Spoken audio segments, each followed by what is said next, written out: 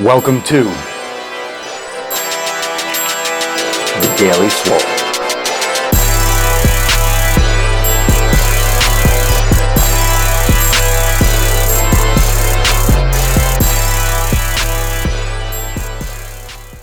Welcome everyone to the Daily Mother Swole. Number 19. Today we are talking all about glutes. So if you're an ass man or an ass woman, you have cometh to the right place. So I hope you have questions. At the end, we're going to do a Q&A.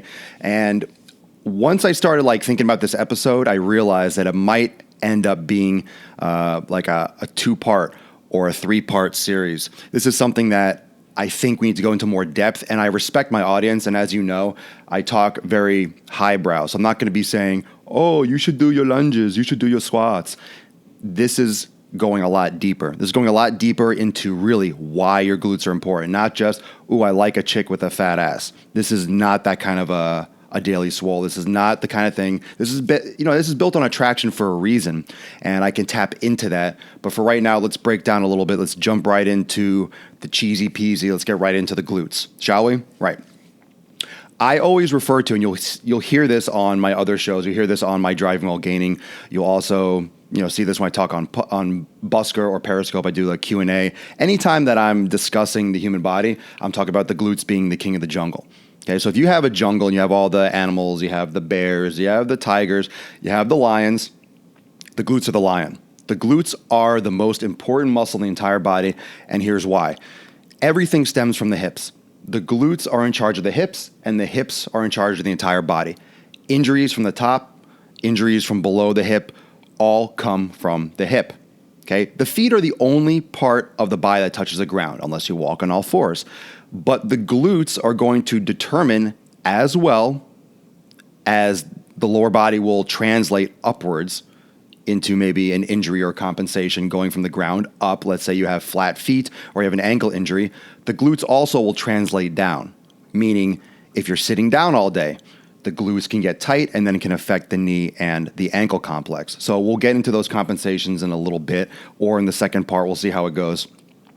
But for right now, let's talk about the three parts of the glutes. So you have three parts of the glutes. You have the gluteus maximus, which is usually what everyone likes. That's what everyone sees. That's the big bubble part of the booty on the back.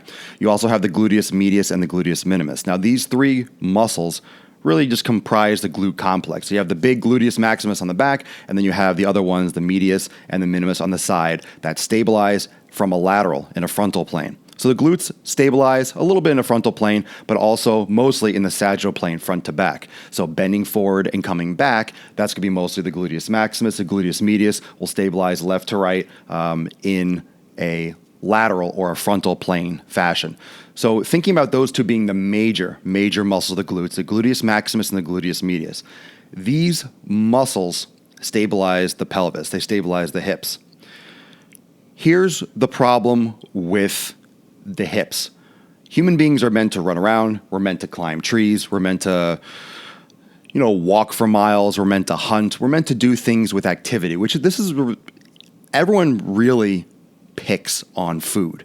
We talk about the food industry. We talk about, artificial sweeteners. We talk about sugar. We talk about the high fructose corn syrup that's common. We talk about high carb, low carb, high protein, low protein, high fat, low fat.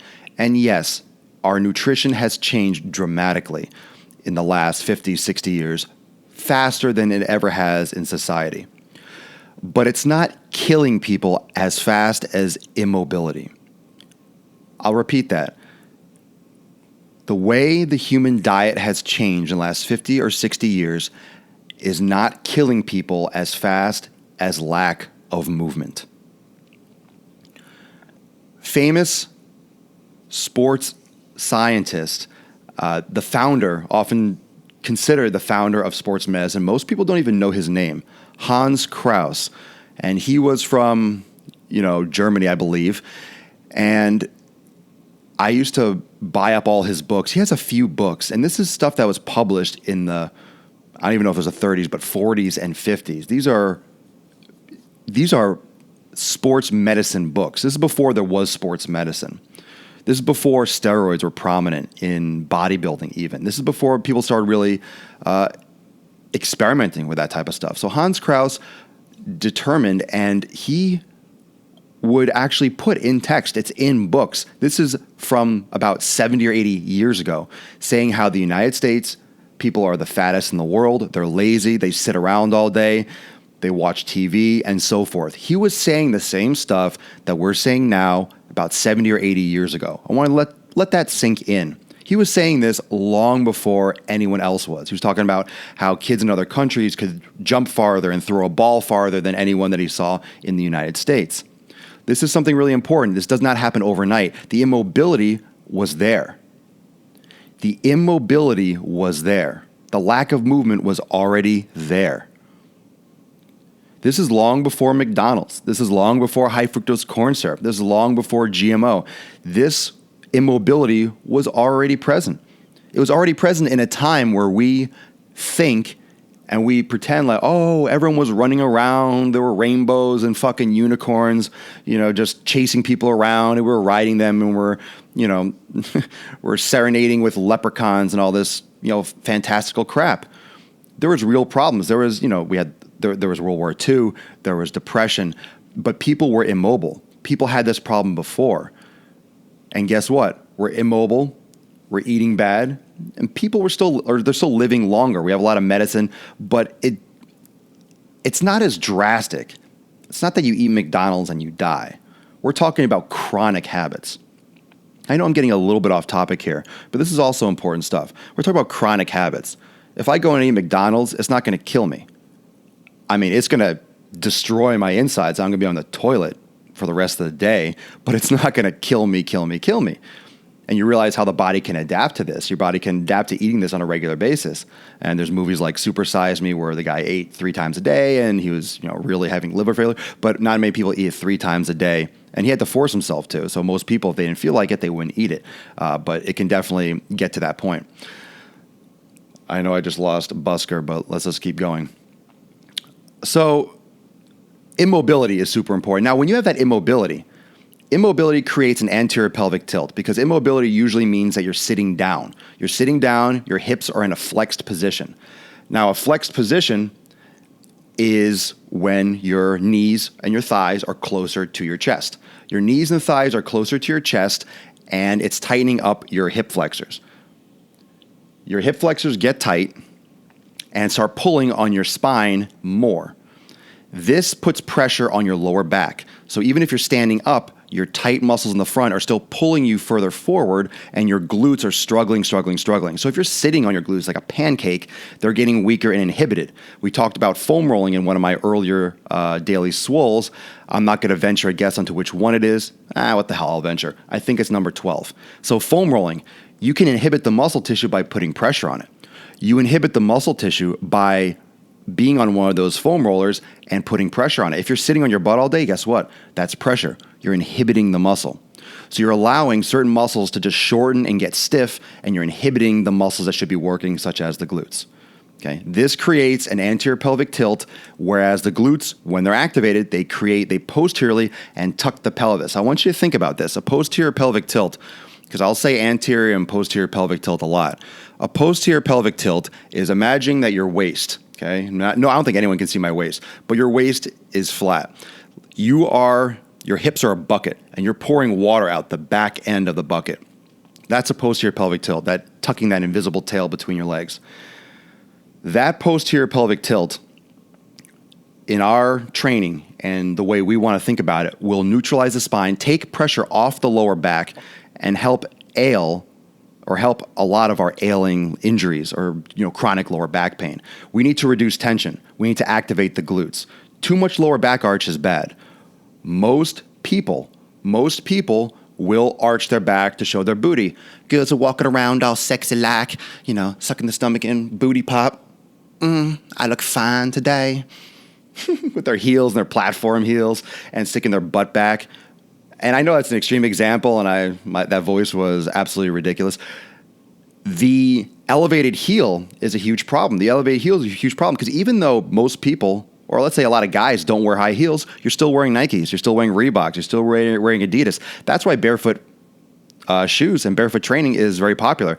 And I did barefoot training in number 2 Daily Swole. I can't believe I remember these numbers. In the second Daily Swole, we talked about barefoot training because it reduces that heel angle.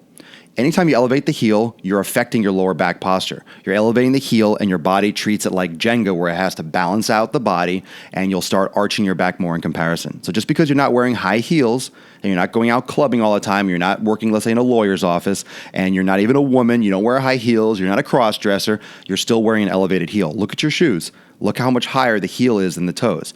Even on a subtle level, you wear those things all day long. First off, you're losing proprioception with the ground, so you're losing the ability of yourself. You're losing the strength of your arch. You're losing the strength of your foot muscles. You're losing the bone strength because you're cushioning and you're supporting the arch when your body should be strengthening the foot. In addition to that, you are elevating the heel, causing a gentle strain and a gentle tug of war between your hips, your glutes, and your hip flexors, and that's going to create a lower back arch. Okay, that's going to create a lower back arch or a battle to reduce that lower back arch and cause tension in your lower back. This is why people have chronic lower back pain, because they're chronically out of position.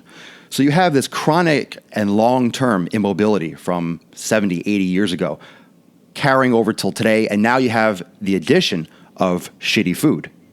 So you have like the perfect storm, immobility and crappy food. If you're working out right and you're training hard, you can get away with a lot more. I know I talk about eating Sour Patch Kids, and I talk about, hey, I had pizza the other night, and it was crappy pizza too.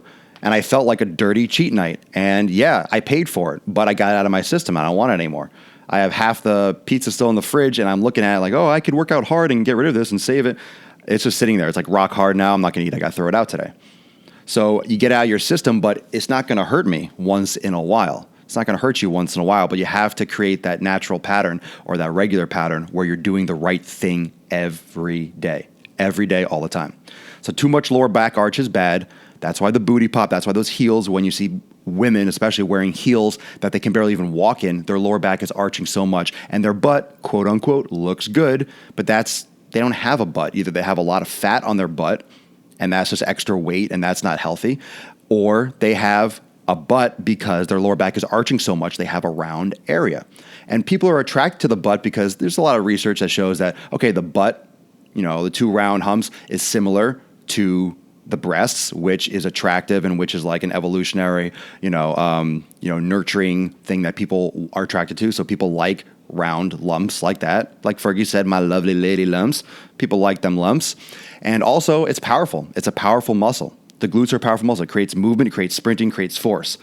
So naturally, when you look at someone, you can tell if someone's out of balance. You know if something's off. Just you can tell. You're like, oh, that person looks strange or their physique is off. Even if you're not a pro, bodybuilding judge, you can tell when someone's physique is off. The human eye just automatically assesses proportion. And you know when something looks off, when someone looks strong. There's a reason why certain people just look powerful and confident. It's posture. It's confidence. It's that unspoken word. It's that essence. It's that it factor. People can tell. You can sense. These are senses that we've developed over hundreds of thousands of millions of years. This is why our species has survived, because we have these instincts. Animals have instincts. Your dog starts growling when it hears a noise. It can sense fear. These are all instincts in animals. We all have them. We're not anything different than an animal. We just have the ability to create iPhones and internet and Wi-Fi and stuff like that. Final little part, we're definitely going to have to do more on the glutes because I can't even really get into much more of like how to fix it. I'll be here all day. I can talk about the glutes. Oh, yeah, and I'll talk about that. I'm doing a live workshop. I'm doing a live workshop. For those of you that are live right now, I'm doing a live workshop on June 4th in Coral Springs from 1 to 3. It's called You Don't Know Squat, so it's even more. I could talk about this for hours. So message me and get in touch with me if you're interested in that. You can find me on Snapchat at Swolenormous. Continuing. When the glutes are weak, when you have weak glutes. So we've already established why glutes can be weak and what can happen and what the effects are, the pain, the chronic pain, and the bad form, the bad posture when the glutes are weak. When you are shutting down the glutes, your body can still function. Your body can still function. You're still living. You're still breathing. You're still doing exercises. The reason why you're still able to do all these things is because other muscles exist in the body. I have over 600 muscles in the body. Other muscles are working besides the glutes, and other muscles do the same work as the glutes. They help. They're called synergists. When the glutes shut down, your body doesn't say, oh, well, I guess we're not walking today. So-and-so sat down. too much yesterday, so we're not going to walk anymore. No, that doesn't happen. That would never happen. Other muscles take over. Other muscles start working, and it's called synergistic dominance. So you have the hamstrings, for example. And many of you will say, oh, I have tight hamstrings, or I pull my hamstring all the time, or someone that's always pulled their hamstring repeatedly. This is because their glutes aren't firing, their form is probably improper, and their synergist, their assistant muscle, is working too hard. So it's like if you're an assistant to a CEO and the CEO goes on vacation and all of a sudden you have to do all the CEO's work. You're not qualified. You don't have the time to do everything that one person does. That's why you're the assistant and he's the CEO and two people are working and doing all the tasks. All of a sudden you're doing everything. You're the assistant. You're not qualified. And all of a sudden the company starts falling apart because you are trying to do the job of someone else that is more qualified or that has more experience and that has, X, Y, and Z. So that's what the hamstrings are falling victim to in terms of the synergistic dominance with the glutes. So if the glutes are not there, the glutes are on vacation, the hamstrings have to work too hard, do work that they're not designed to do by themselves, and then you have injuries, you have compensations, you have tight hamstrings, you have injuries with their hamstrings, you have lower back pain, sciatic issues, all sorts of different stuff. Okay? That's an NASM term. That's a therapy term. So if you have someone in your family that's a physical therapist, if you are a physical therapist, or if you're a personal trainer that's very well educated, you just look it up. Synergistic dominance. It's a great term. It's a great idea behind compensation to understand more how the body works. This happens all over the body, not just the glutes. That's just one of the more important ones that we can discuss. Anytime something doesn't work and shuts down, the body's gonna adjust to get from point A to point B. It's all about survival. The body just does defense all day long, defense mechanisms. A happens, your body's going to go to plan B, then plan C, then plan D, then plan E, then plan F, G, H, I, J, K, all the way to Z until it can't have any more plans and you die. You'll keep on going and going and going until you just have no more options and you die. The body is about survival and the human race is about continuing and perpetuating the species. That's it. I know we like to think that, I know I'm getting off topic, but I know we like to think that there's all this altruistic and this higher meaning for everything. No, we are here on this earth to make more people. That's why everything comes back to sex. That's why everything comes back to the basics. There's sex, everything sex sells. Well, we're built on sex. That's all it is. We're here to make more of us. And that's it. Everything else is just fluff. So there's that. Raining down. There's that dick of knowledge again. Smack at everyone in the face. There it is. I don't make the rules. I'm just telling it like I see it. So we need to stretch tight muscles and we need to strengthen the weaker muscles. I'm going to leave you with this before I take some Q&A. You need to stretch the muscles that are causing this inhibition. So the hip flexors get super tight and stiff. You have to strengthen them and you have to stretch them. You have to lengthen them. I made my desk a standing desk about a week or two ago because I was sitting down too much. I've never been so immobile in my life. And I was starting to get knee pain. I was starting to have issues from sitting down too much. And I felt it within like a week or so. I felt it. I was sitting at the computer editing for like 18, 20 hours a day, and I started to feel pain. So now I'm standing up, and now my back kind of gets tired from standing up. But here's another thing. I'm not used to standing up so much in one place, but I get to walk around, come back and forth. So it's a much more dynamic way of working, and I'm loving it so far, and I already feel better with my knees and my back. But other muscles that aren't used to that are fatiguing, but that's just the learning curve. That's just the process of being in a new position all the time. So you have to stretch. You have to stretch your hip flexors and you have to strengthen your glutes. I will leave you with this. On my YouTube channel, there is a video in the exercise video playlist. There will be more of these. I know I keep saying that, but there will be more. And it's called Core Activation, the Supine Hip Ridge. I want you to look at it. If you value what I said here today, if you understand and you want to learn more and you like, all right, I want to work my glutes. Well, how do I fix it? I already have a video online. It's called the Supine Hip Bridge.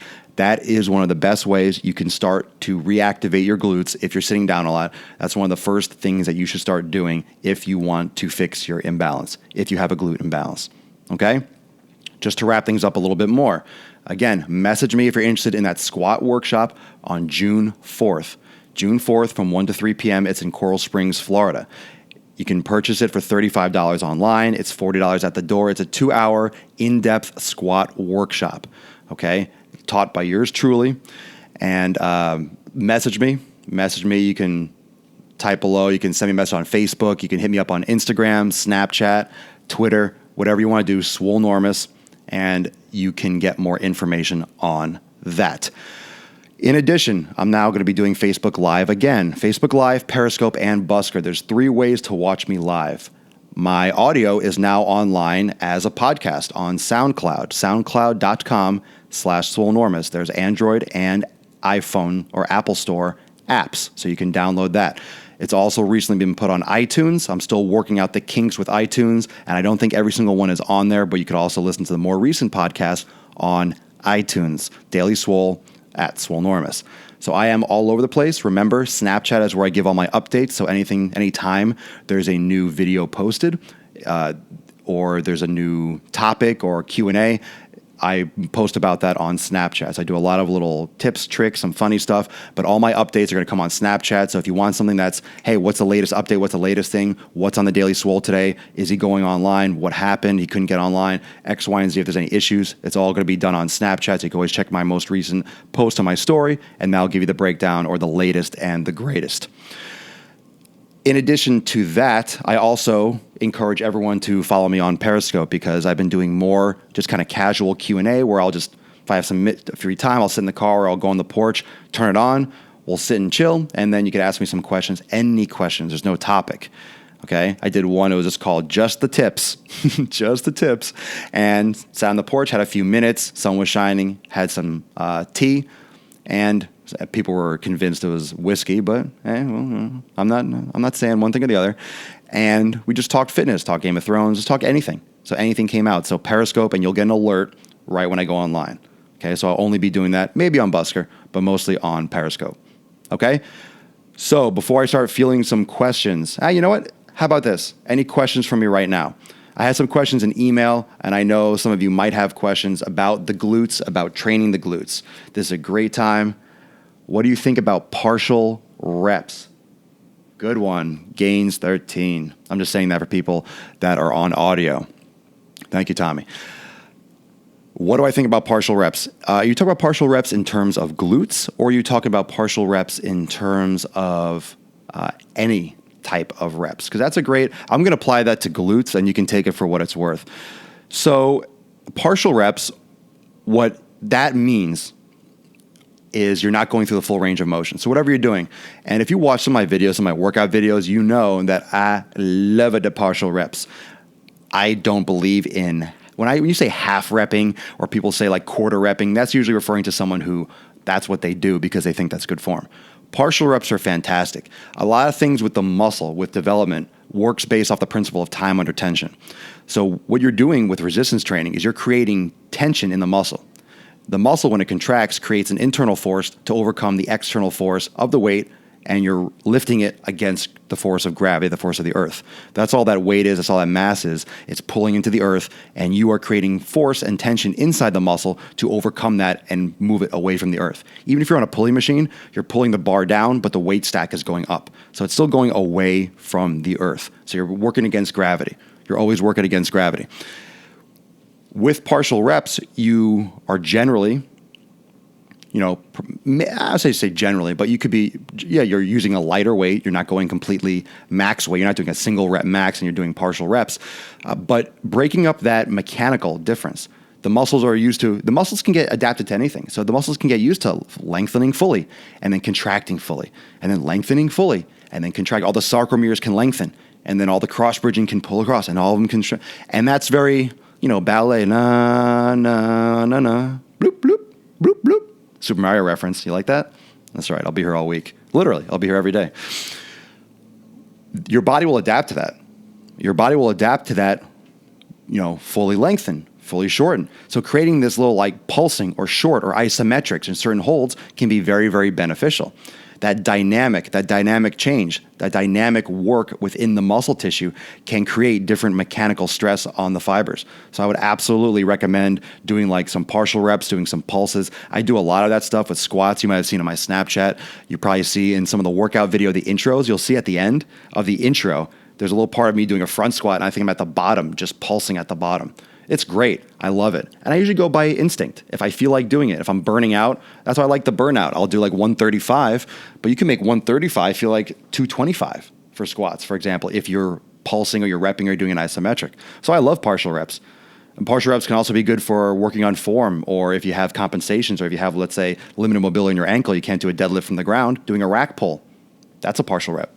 You're doing a deadlift from a higher level. You're not going all the way down to the ground. So it's a tool, like anything else. It's a tool, and it has to be used properly. If you're just doing partial reps all the time, then you're remapping your body to do movement patterns that are improper. So that's a tool. Partial reps are a tool. Full reps are a tool. Isometrics are a tool. Eccentric negative training is a tool. So those are all tools in your tool bag. And you have to take out the right one when you want a certain job. So I definitely think you should implement them. How you implement them? I mean, there's endless amount of ways. Very, very good question. Anything else? Anything else on the glutes? As usual, I'll stay for a few minutes after the show. That's one of the benefits of watching it live. I will end the podcast, and then we'll get into some more Q&A. So let me do that right now. So if you have any more questions, hold the questions. Thank you. Thank you. Thank you. Let me thank you for joining. This video will be on YouTube later today, ideally, but the SoundCloud, the podcast, will be up much, much sooner. So if you're not following me on iTunes or SoundCloud, do that now.